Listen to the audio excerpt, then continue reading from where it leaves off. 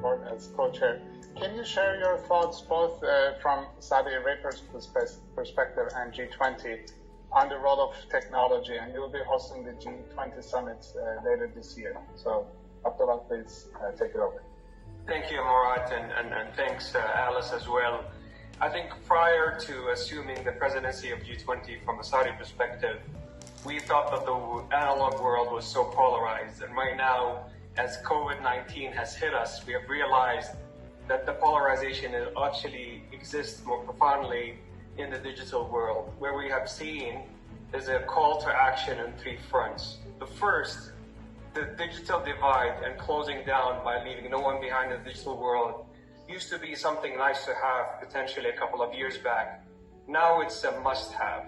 If you're talking today about the opportunity for many nations that have implemented either a full or a partial curfew, if you want to earn a living, have access to basic education, telemedicine, then definitely the digital divide has to be closed down. And let's be mindful that we entered 2020 with half of the world not connected and not having access. And that's why we're steering consensus today to accelerate one of the initiatives within the G20 agenda, which is called Connecting Humanity by 2030. How we can pledge more dollars into universal service funds and connect rural areas. Because what we have found, and that's the second theme next to connectivity, is the need for speedy and agile governance. So if I'm talking about governance, if today countries are debating whether they can leverage data from CDR, from telecom networks, to appreciate traffic patterns and social distancing behavior, while their customers are opting into health apps and giving consent, those nations are going to be in trouble when it comes to potentially, flattening the curve, fighting COVID-19, and having a better future. So this is definitely something that we need to take into consideration. The speed and the agility that we need to have in place is something very critical. And I remember, Murad, we've spoken earlier this year, not projecting that we need a world today where Internet of ethical things have to be there.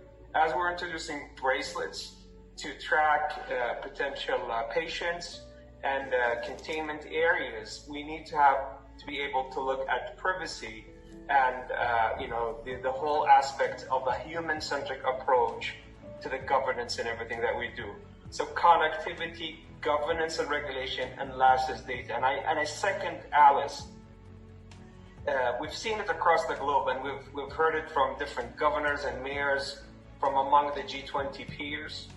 Those decision makers that were able to have meters on traffic patterns, on infection rates, and being able to control the valves on how to open up the new economies and close down certain areas, those were the nations that were able to prevail. And that's, I think, and I segue into what the Schwab has always coined, which is stakeholder capitalism. We need to move today to a world where the digital world can be a catalyst for good and for change in the world, where today inclusivity and being responsible and having trust as we move forward to the fifth industrial revolution is key. And I believe if COVID-19 is going to do one thing, it is definitely going to accelerate the need for us to move into the fifth industrial revolution, where trust, inclusivity has to be key, because we are dealing today in a world where machine interface is prevailing, but we're definitely missing out on the human interface. And I think this is where man and machine, or human and machine, has to coexist into the fifth industrial revolution moving forward. And I pray finally for everybody's families, for a healthy and a safer world as we fight together and come together in fighting this pandemic.